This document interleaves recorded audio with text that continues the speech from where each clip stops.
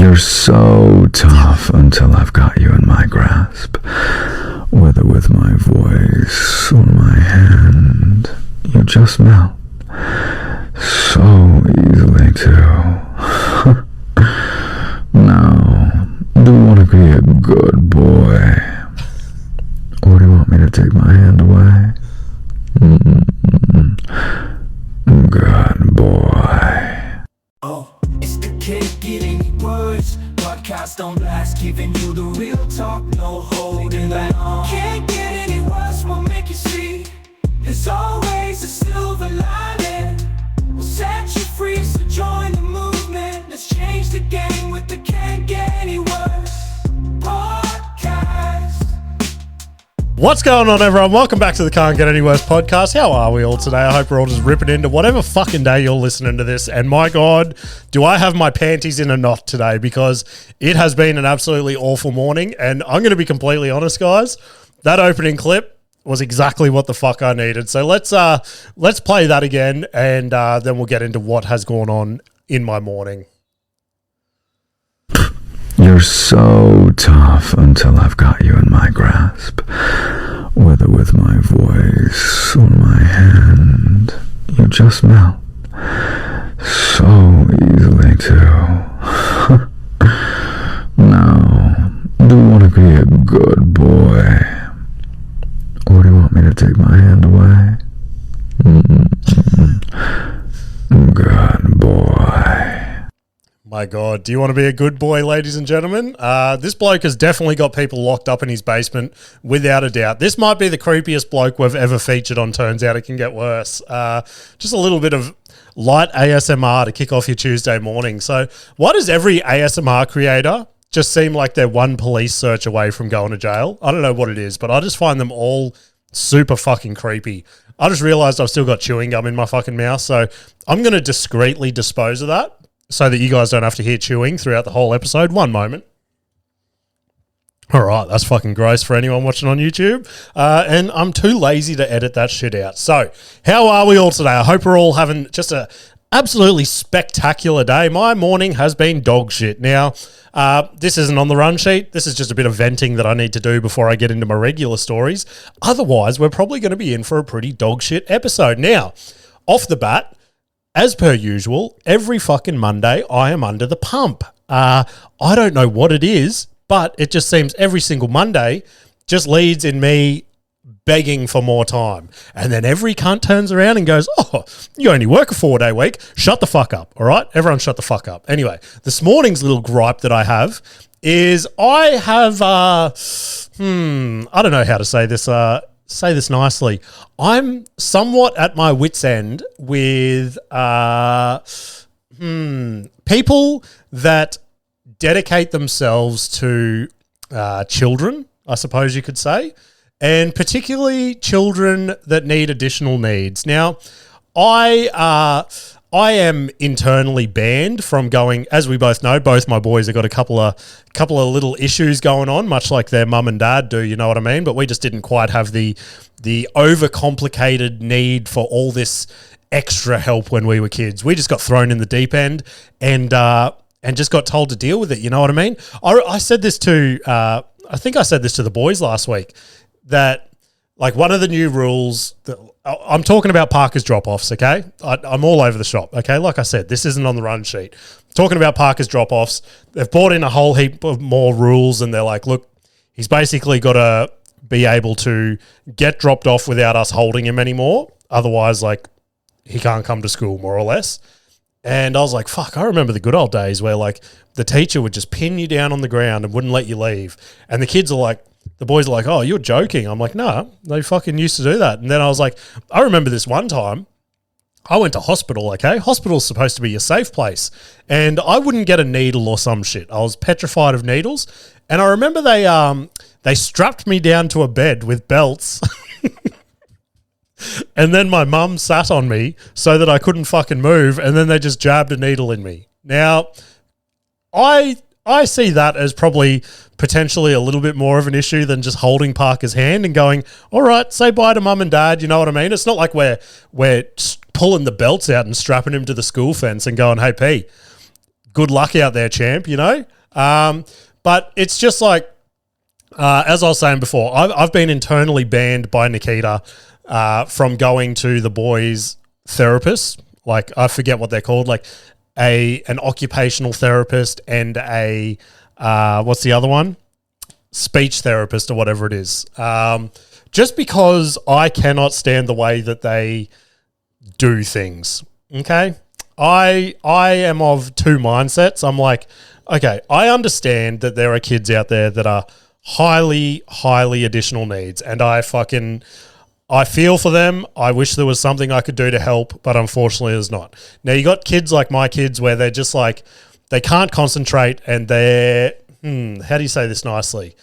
How did my mum used to say it about me? That's right, cunt of a kid, okay? I just have two cunts of kids. So I feel like they need a little bit of extra work, but when you're telling them shit like, oh, you don't need to talk, you can just talk through this iPad and things like that, that's where I get the shits and I'm like, shut the fuck up. Anyway, this morning's drop-off, I don't know why I was on the first morning drop-off of their new technique or anything like that when Nikita deals with them 99% of the time. So I get there and there's three teachers just smothering Parker. They're trying to get him to do all this shit. He doesn't want to do it, yada, yada, yada. And it just led to about 25 minutes of absolute chaos. And now I'm behind on everything else I've got to get done today. So after this podcast, so this is probably going to be a quickie, guys. I'm probably just going to chew through these and get the fuck out of here because I've got to go back up to the city again, meet with Ryan from the One Talk podcast because we have our comedy show this Friday. So we're just going through the venue. Stage should be built now. Bar should be built.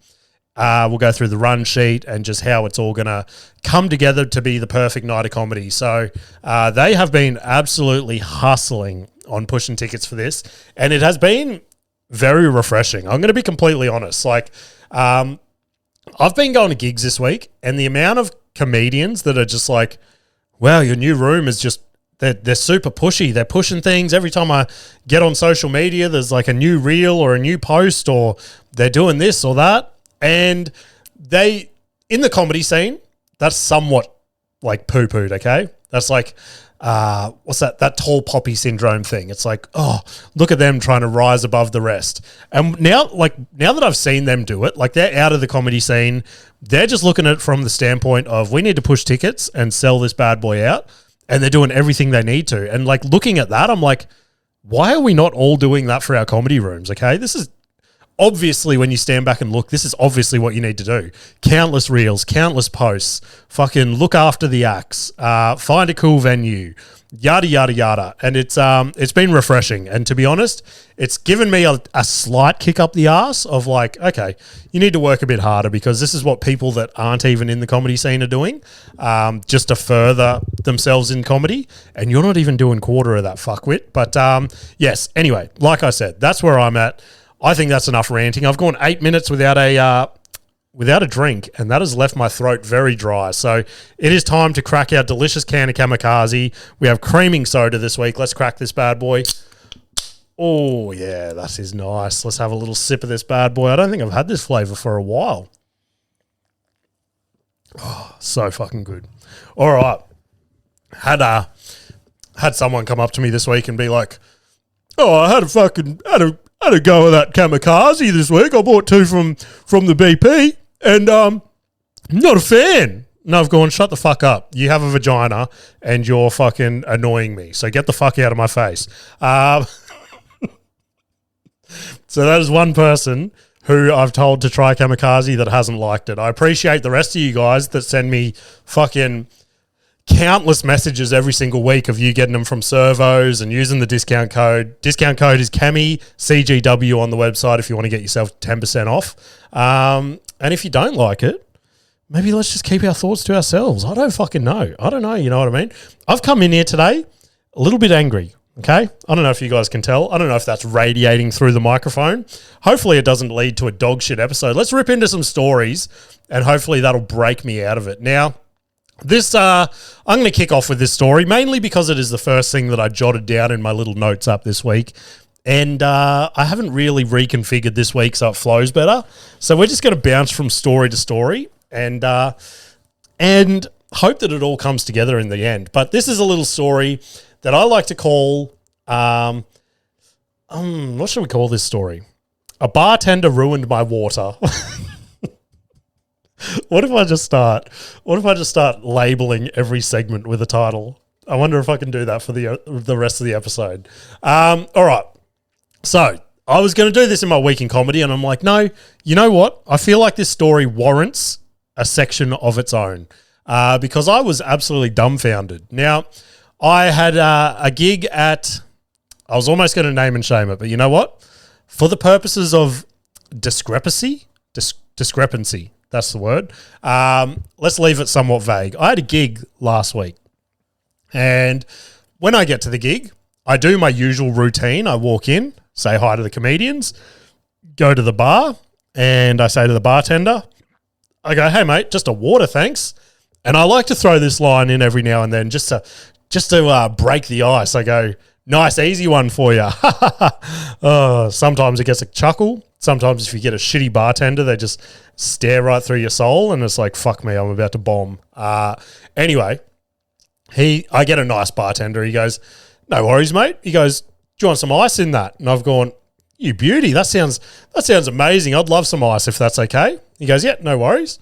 Then he hits me with another question that I have probably only received 2 or 3 times throughout my duration of placing an order for water at a comedy gig. And he goes, do you want some lime in that? And I've gone, oh, sounds a bit out there. I go, sure, why not? It's a Wednesday. I'm feeling a little bit fruity. And he goes, no worries. Now, I was under the impression that he would get the tongs and he'd pick up a couple of wedges of lime and just drop them in my water. You know, the usual sort of thing. But instead, he picks up 2 wedges of lime and with his filthy bartender hands that I have not seen him wash since I stepped foot in the venue, just gets a wedge of lime in each hand and just squeezes the fuck out of it into my water to the point where there's just pulp and shreds of lime falling into my water, probably with particles of his dead skin. This dude's DNA is now well and truly infused with my drink. I've just got West End bartender DNA now in my water that I'm about to consume. If you've got West End bartender DNA inside your system, I hope that you've at least got lucky before that, okay? Not just a simple glass of water ready to digest. He finishes squeezing the fuck out of these limes, and then he just drops the wedges of lime into the water. So if there was any chance of me not consuming any of his dead skin or anything like that, that was now out the window because everything was just in the water now. He might as well have bathed in a giant bathtub and then scooped a scoop of water out ready for me to drink. I was absolutely, I was disgusted. But do you think that me, this guy here, that tells you stories about being too scared to order at Subway and things like that, do you think that I was going to be like, hey, bud, could I have another water, just maybe with no lime this time? Nah, I looked this guy in his eyeballs and just drank this DNA-infused water. It was absolutely disgusting. Now, as I just said, I stared into his eyeballs. There was a clear distinguishing feature about this bartender, okay? And I noticed it as soon as I got there. Now, the only reason I'm going to bring this up is because he also featured pretty heavily in my comedy set that followed after, because after this whole interaction, let's just describe this feature of this bloke. Now, I'm not being mean when I say this, and I don't think he would think I'm being mean either, because he openly said, oh, you can tease me for it while I was on stage. This guy, his eyes, so he's got 2 eyeballs, right? Both eyeballs faced the outside of each eye socket, if that makes sense. I don't know how to explain it any better than that. It was as if he was a hammerhead shark. I don't know. Anyway, what's the opposite of cross-eyed? He was the opposite of cross-eyed. I don't know what that is.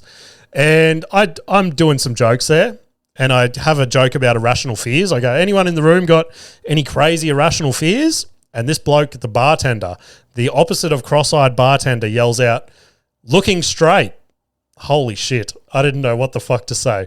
I couldn't roast him. I go, "Mate, I don't know what I can say to that without being mean." And he goes, "Say whatever you want, mate. I've heard it all." And I'm like, "Oh, Jesus Christ, please get me the fuck off this stage." So, that was the story about my water. That water had fingerprints. That's how disgusting that was. Anyway, let's get on to, this is my scary story of the week, okay? I genuinely thought I was about to go to jail this week, okay? I thought the Australian Tax Office was going to come and boot down my door, and to be honest, I was somewhat ready for it. I'm like, please, I could use a couple of years in jail just away from all this stress. Could you imagine if I didn't have to do cabinet making for 2 years? It's the absolute dream. I might even break the law after this just to get away for a couple of days. Anyway, so I did my tax this week, and I somewhat stay out of all the fancy financial shit and like all that sort of stuff. I leave it up to Nikita, and we've got a good accountant, okay? He's done my tax since like I first got a proper job. So I remember last year, as you guys know, I worked for myself for a couple of years, and during that time, I racked up a pretty hefty tax bill. Now, I sat down with my accountant and Nikita at the very start, and I go, the last person I want to be is one of those people you see on the news where they just rack up a crazy tax debt and everyone looks at them and goes, why aren't they paying their fucking tax debt? What a fucking idiot. You know what I mean? And now I've turned into that guy because we racked up the tax debt.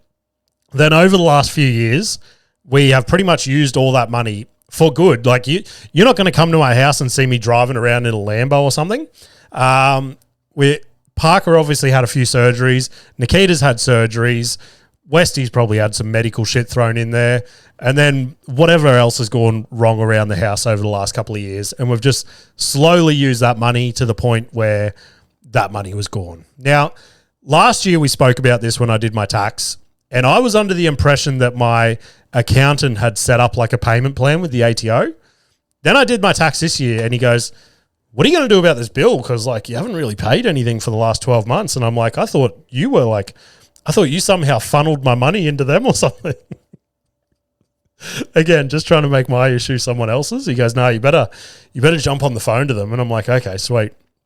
Call the ATO on the phone for fucking 2 hours and 20 minutes. Oh, God, it killed me. Anyway, I go, hey, just wanting to set up a payment plan for my tax debt. And he's like, oh, okay, let me have a look. And he has a little bit of a tippy-tappy. He goes, all right. So just seeing, do you want to he goes, do you have any reasons as to why you haven't paid your tax debt?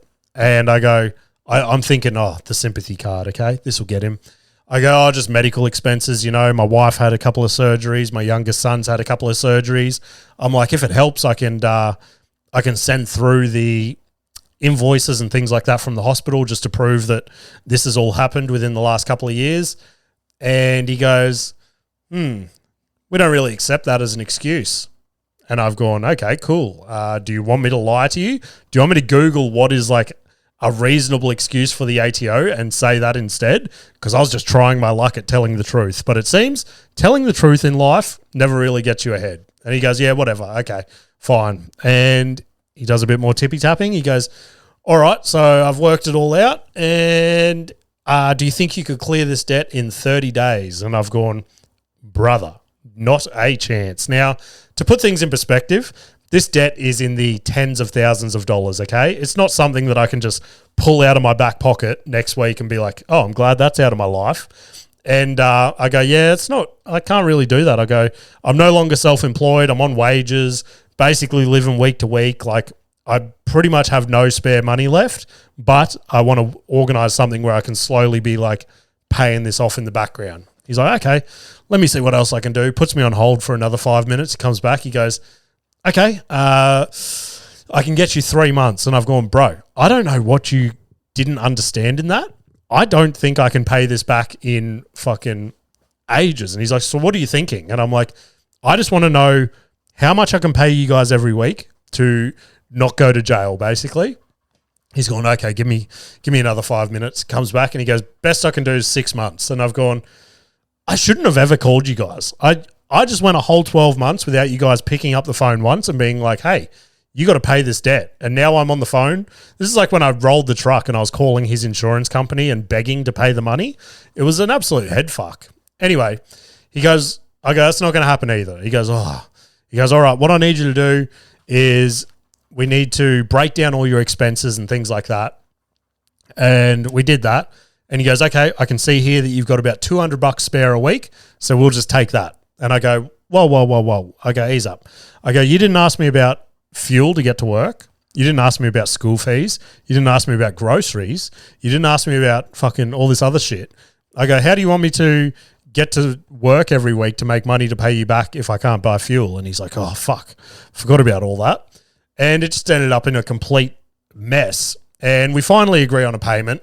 And I am now officially owned by the government till about 2029 is when my payment plan runs out. So if you are sitting there going, oh, I can't wait for big things to come for the Can't Get Any Worse podcast, you'll be waiting until 2029 until I've got a spare cent to my name. Because at the moment, the Australian Tax Office should be sponsoring the podcast, the amount of money that I'm giving them every week. So this episode has been presented to you by Knucklebet and Crippling Debt. They go hand in hand, you know what I mean? Gamble responsibly, guys. Shout out to Knucklebet. Absolute legends of a betting, of a bookie. Let's have another sip of our delicious kamikaze. Oh, speaking about betting and shit like that, I've accidentally, as you guys know, turned my 9-year-old into a gambling addict. He was in the office the other day and I had a scratchie up on my shelf that Nikita bought me for my birthday. And I just never did it. And he goes, oh, can I scratch that scratchy? And I've gone, yeah, okay, sweet. He scratches it, wins fucking $90. And I'm like, you little dog, that's my scratchy. I go, okay, thanks for that. And he goes, no, whoever scratched it gets the money. And I'm like, nah, it's my fucking birthday present. And he's like, you should have scratched it then. And I go, I'll go your halves then. And he goes, I'll give you $20. And I was going, you little fucking hustler, you know what I mean? Just negotiates me to the max. And then he stayed at mum's house on Saturday night, comes home with another couple of scratchies. And I'm like, you're not getting these ones, okay? These ones are mine. We got a winner in this seat as well. So Westy won $90. I won $5. So swings and roundabouts, guys. I guess it's better than nothing. Take that $5 and give it straight to the ATO. So Westy's already got a better return of interest in the return of investment. That's the thing. Than all the money that I put into crypto. So shout out to that. Let's break out all this shit with another turns out it can get worse clip. I don't think it's that one. I think it's this bad boy at the back here. All right. Let's hit play on this. Question. Do you ever have that problem where your armpits smell like cum? Well, I do, and it fucking sucks. Brother, maybe stop sniffing both, you know what I mean? Stop sniffing your cum and stop sniffing your armpits. But, yeah, definitely that it could be one of the weirdest medical conditions we've ever featured on the podcast. But if you've got cum pits, oh, I hope Cum Pits is the episode title. Sometimes, like, I know a couple of you guys message me and you're like, oh, this should have been the episode title. Sometimes YouTube sends me an email and they're like, oh, this will be flagged in fucking 12 countries if you use this episode title. And it's like, oh, is it worth it? Is it worth not letting fucking Turkey hear the podcast this week? I don't know. Sometimes it is. All right, let's close that little clip. So last week I came on here as the happiest man in the world. And this week I want to come on as the saddest man in the world because my dream lasted exactly 1 week and I am devastated, okay? We went to jiu-jitsu. We sit there. We fill out the waivers. I'm pumped. It feels good to be back in a jiu-jitsu gym. And I'm over the moon. I'm skipping around. I'm like, this is going to be amazing. And the teacher comes up to Parker. He's like, oh, hey, what's your name? And they're talking a little bit.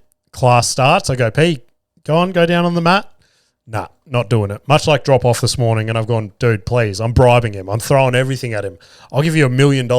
Nah, he goes, and then he goes, look, can I just watch this lesson and then I'll do it properly on the next one? And I've gone, Okay, sweet. Let's try that then. Complete fucking disaster. He's leaning over to me halfway through the lesson and he's like, do you think I could do swimming lessons again instead? And I'm like, swimming is fucking gay, okay, Parker? What don't you get about this? I want you to roll around with other men. I don't want you to jump in a fucking body of water and pretend to be a fish. It's not fucking cool, dude. And then I lean over to Westy. I go, Westy, you still sticking around for your training? Like, his training was straight after. And he's looking at it as well. He's like, yeah, I don't think this is really for me, Dad. And I've gone, fuck my life, you know what I mean? So I left there with neither kid trying jiu-jitsu training and it just left me with so much rage. I nearly jumped on the mat and heel hooked a prep kid just to get my frustration out. But, yeah, there was no one more devastated than me on Wednesday afternoon. But, yeah, let's get on. Oh, that's right. I think we got one more story. Yeah, this is the last little story. Is it going to be a good one? I don't know. You guys be the judge.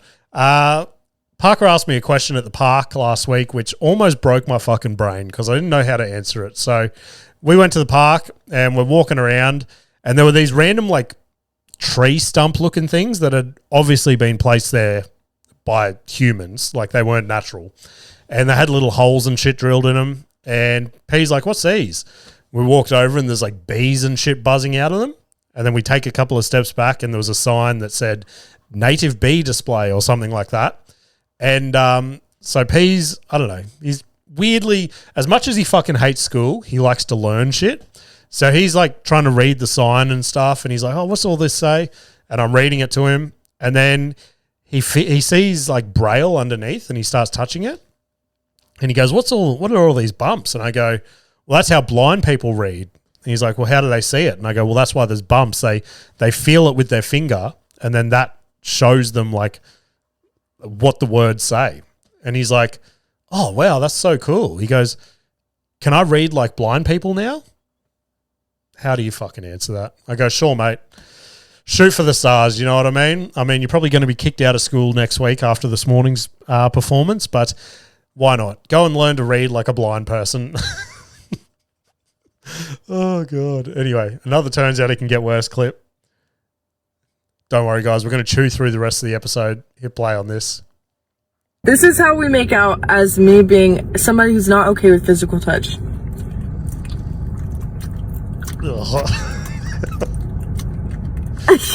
My God. They sounded like a pair of hungry kittens just nibbling at a teat for some milk. But, yeah, far out. I'd rather watch my grandparents kiss than that shit one more time. All right, my week in comedy. Let's rip in. I'm going to have another sip of this delicious kamikaze first. All right. So, this was on Wednesday night, and I somehow got myself in a predicament. So I go to the gig. This gig is it's one of those gigs where you go there not expecting much, but on some nights it can absolutely fucking deliver. So I got there. I wasn't entirely like, I didn't set myself up to have a good night. But I get there and the MC goes, oh, can you introduce me on stage? I'm going, yeah, sure, no worries, buddy. And I get on the mic. I go, hey, guys, you all ready for some comedy? The crowd cheers. I go, oh, okay, that's great. Put your hands together for your MC this afternoon and then introduce him. It was 7:30 at night, okay? I understood as soon as those words came out of my mouth, I'd lost the entire room. The crowd turns on me. They start laughing that I said afternoon. The MC jumps on. He has to address it. I don't blame him for that. He starts roasting me about what time of the day it is and shit like that. Confidence gone. Now, I was going up there with jokes that they weren't new jokes, but they're jokes that I haven't done for a while that I've been like tweaking a little bit here and there, just moving words around, moving sentences around, seeing how they go. And he introduces me on stage. I'm up first. I have to address it off the bat. I go, I'm that dickhead that thought it was afternoon earlier. Gets a little bit of a chuckle. Then I start my jokes. Not getting much. I'm going to be completely honest. Not doing great. Bombing hard. To the point where, like, my record as of late is probably like 3 wins, 48 losses if I was a boxer. That's how things are looking for me at the moment. And I'm bombing and I just pull out the classic, well, that's what I said to the crowd. I go, I guess I'm going to have to pull out one of the classics so that you guys don't think I suck at comedy. Gets a little bit of a giggle. Do one of the classics. Nothing again. I'm like, well, I'm fucked. I didn't know what to do. So I turned to the audience and I go, what do you guys want to talk about? This guy looks at me. He goes, what kind of car do you drive? I've gone, oh, God, this will go well. I go, Nissan Navara. He goes, oh, cool. And then that was it. I go, okay, what do you drive? He goes, 2012 Toyota Corolla. And I've gone, oh, wow, that's pretty cool. Why do you drive that? We just got into like a 5-minute conversation about talking about Corollas and shit. Zero laughs, just genuinely talking about a good Japanese quality built car, you know? Just walked off stage absolutely questioning my career. Might get a corporate gig for Toyota later this year. Who knows? So we wrap that one up. Yet another bomb in my back pocket. Thursday night, I head up to the Mix Bar. So they've got a sign-up open mic there now. So I haven't done that one. I did it back in the day when it was run by someone else. So this was the first time I was going there with the open mic format, things like that. I was not holding high expectations, but I was hopeful, okay? I got there early, which was good because I got to catch up on a bit of shit on my laptop, to be honest. But there was no crowd there when I got there. Then 2 people came in, a couple. They go to the bar. They're like, oh, what's the setup tonight? What's on tonight? The bartender goes, comedy. And you just saw them die behind the eyes and go, oh, that could be a bit of fun. You know what I mean? There's nothing more traumatizing than just getting absolutely startled by an impromptu comedy night on your date night. And they obviously felt trapped. So I'm looking around the room. Now, I am quietly stoked that I had that shit to do on my laptop because I've said this about a couple of sign-up nights before that, yeah, you get a couple of good comedians and shit like that drop in from time to time working on new stuff and things like that. But most of the time, it is a lot of people that can't get booked on other comedy rooms. Now, there was a couple of good blokes there that I had a chat to, obviously. But other than that, I was quietly stoked to be sitting in my corner on my laptop. Now, I was first on the lineup, and I don't know why I thought this. I just felt this was more in my head than what anyone else in the room was actually thinking. By the time the show started, I think there was like 5 or 6 people that were actually crowd members. The rest were comedians. Now, I felt, how do I put this? I felt somewhat judged by some of the comedians there as to like, oh, we only see this guy at sign-up nights. Why do we also see him booked at like fucking proper gigs at Good Chat and Sit Down and things like that when he just bombs every time we see him? So I felt the need to crush. I don't know why. It was just so in my head. Did I crush? Absolutely fucking not. Did I bomb? Pretty much, yeah. Okay. I would put that down as a bomb. But 5 minutes on stage just felt like 5 years. Again, I just felt a couple of the comedians like judging me. I'm trying to play to the 6 people that are there. I'm getting like a couple of sympathy giggles and things like that, but nothing great. So basically got off stage, grabbed my laptop and went home and was like, wow, there's another one. What was my record before? 3 wins and 48 losses. Now I'm 49 losses. Then on Friday, the pinnacle, the absolute holy grail. I finally remember why I'm doing this shit because I have my first Friday showcase at Good Chat Comedy Club. So as I spoke about a couple months ago, I finally we don't really have the whole like passing or being made a regular thing here in Australia as they do in America, but this is as close as like we can get in the Brisbane scene is the comedy club saying, hey, you're now getting regular Fridays and Saturdays because we think you're ready. So taking another sip. So, as you guys know, like a month ago, I was meant to have one, and then it got cancelled for whatever reason. So, this was the first proper crack at it. And absolute killer lineup. As soon as the group chat got made, I was like, holy shit, this is some heavy hitters in this, you know what I mean? From all over Australia. I think the MC and the headliner were both from Sydney. And then everyone else on the lineup I've seen before, but they're killers, okay? Proper comedy room. So it felt good to be back in a proper comedy environment. I somewhat felt good when it was like, you're in a proper comedy club. There's a proper comedy crowd here to see comedy. You've got perfect lighting. You've got perfect sound. You've just got everything stacked up in your favor. So I was somewhat nervous purely because of everyone that was on the lineup.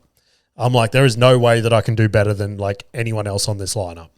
So the MC kicks off the show, and he crushes. First act gets up, one of the best people in Queensland to be doing comedy in all of Australia. Obviously crushes on like new gear that I've never heard before. Then the next act gets up, does well as well, and then I'm after them. And I'm like, fuck, I'm about to let this whole lineup down.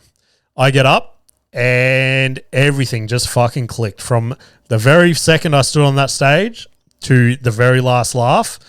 It was just perfection. It was one of the biggest crushes that I've had in a long time, and it just felt absolutely so good. Like, biggest confidence boost in weeks after all those bombs to finally just have that one moment where everything was stacked up in your favor, and just felt so fucking good. And all I could think about the whole drive home was like, that is why you have to torture yourself at all these like sign up nights and shit like that. Because if I had gone on stage with like I hadn't done a heap of these newer jokes at Good Chat before, and I was just thinking if I had gone up there like the first time that I tried them at one of these sign up nights, there's no way it would have gone anywhere near as good as it went that night. I probably would have bombed, to be honest. It takes all that torture just to get the joke exactly where it needs to be. Then you get the opportunity to deliver it in a comedy club and it crushes. My God, absolute fucking magic. So, yeah, it was a good little feeling, good way to cap off my week. But it gave me enough confidence to survive about another 20 bombs, I think. But other than that, let's play our last Turns Out It Can Get Worse clip for the week. Drag this bad boy over. What's he got to rant about? Everyone's out there having sex. I haven't had sex for 4 years. Everyone's fucking shacked up with someone. I can't even find a nice girl to talk to have a conversation with. Like, honestly, everyone out there's having sex. And I'm sick of living so elderly. I don't want an old bag for a girlfriend. Even I don't want an old bag. Fucking hell, Hughesy's lost it. Dave Hughes, I know there's been a lot of news about you lately, but yeah, fucking, he's back to his ranting styles of Rove Live. Anyway, shit I've watched this week. Let's kick it off. Australia might have its next big combat sports superstar, and let's just say his lineage is well and truly there, because I'm about to talk about Jesse James Parr. My God, his father. I've ranted about this bloke enough times on the podcast. I think his book... Oh, no. Where is his book? Must be in the office. John Wayne Parr. So you guys know I'm obsessed with that bloke, one of the world's best combat athletes of all time. His son finally made his MMA debut on Saturday night for Eternal MMA. So Eternal MMA is like Australia's premier MMA organisation. So they're on UFC Fight Pass, things like that. It is a direct funnel from there to the UFC. So many fighters like Jack Jenkins, fucking Killian Salkeed, everyone like that. They come through Eternal MMA, then they get to the UFC. So there was a lot of pressure on Jesse to perform on Saturday night, and holy fuck did he perform. Pulls off a 33-second submission in the first round. It was absolutely beautiful to watch. Gets the submission, does a Justin Gaethje backflip off the top of the cage, and insane. So if he next time his fight gets announced, get around it, guys, because I genuinely think we're going to see him in the UFC very, very soon, hopefully. And the last thing I want to talk about this week, I think I'm officially burnt out on the whole true crime genre. Now, Nikita and I do enjoy putting a true crime documentary on, but I don't know if we've seen too many now or what the go is, but this one we put on Saturday afternoon, and I was just I was not stoked for it. Now, it had good reviews and things like that. I'd listened to some podcasts that were like, oh, you got to go check it out. So the documentary I'm talking about is A Toxic Love Story on Netflix. And look, it was fine, but there was nothing that really hooked me. Like, I was scrolling on my phone, shit like that. I just was not fully engaged. Like, I need some sort of big twist now or something crazy that happens. Like like that maternal instinct one that I spoke about a few weeks ago where the lady like cuts the baby out of the stomach. That deserves a documentary. This documentary, I don't know. There was just nothing special about it. It was just a generic like 3-way relationship that turned bad. I suppose there were some weird circumstances in it, but it wasn't crazy. I need bigger twists than that, okay? I didn't hate it, but I would not recommend it to you guys. So at best, it's like background TV. If you're looking for background noise while you're scrolling on your phone, this is the documentary for you. So shoot me a DM if I am completely off on that bad boy. But that's just how I felt, okay? That's brought us to the end of the show. Like I said, I've got to get up to this final meeting up in Brisbane, and traffic is going to be AIDS. But anyway, shows to plug this week. Thursday the 6th, I'll be back at the Brisbane Comedy Cellar. Friday the 7th, we have our first gig at the Comedy Warehouse. Now, if you don't have tickets for that, get tickets now because I'm hosting. The venue's sick. It's our first show there. The lineup is absolutely stacked. And as far as I know, it's very close to being sold out, okay? So I would love to see some friendly faces in the crowd. It's a Friday night. You don't have work on Saturday, so come along, check it out. Other than that, if you want to get in touch with the show, send submissions via DM at Can't Get Any Worse Podcast on Instagram, or shoot me an email at can'tgetanyworsepod@gmail.com. I hope you have all... Oh, fuck. I forgot to address it off the top. The issues with Spotify last week. There were some issues. A few of you messaged me on Tuesday morning going, what the fuck, where's the episode? There was a big mix-up, and somehow we ended up with 2 Can't Get Any Worse pages on Spotify. Now, when I originally set up the podcast, it was through a hosting agency called Buzzsprout. Then I made the jump 2 years later to Acast. Now, that original one was still through Buzzsprout. So the one that had all the ratings and followers and shit like that from you guys, that was the Buzzsprout one. I didn't know. I didn't know all this had happened. Then last week, that Buzzsprout one just deleted itself for whatever reason, even though I unsubscribed from Buzzsprout like 2 years ago or something. So then it just led to a whole fuck around conversation on the phone to Acast and Spotify trying to save it all. So everything should be normal when this drops tomorrow. I fucking hope, because I can't go through that shit again. But sorry for any mix-ups or anyone that thought the podcast had died last week. It should be all fixed up now. Gauging off the downloads and shit like that, it looks like you guys ended up finding the episode. So I appreciate you all getting around it. I appreciate you all listening. Maybe if any of you haven't rated the podcast, go rate it now just so we can make sure that page stays up and secured. But other than that, guys, hope you all have a ripper week, and I will see you later. Can't get any worse, we'll make you see. There's always a silver lining.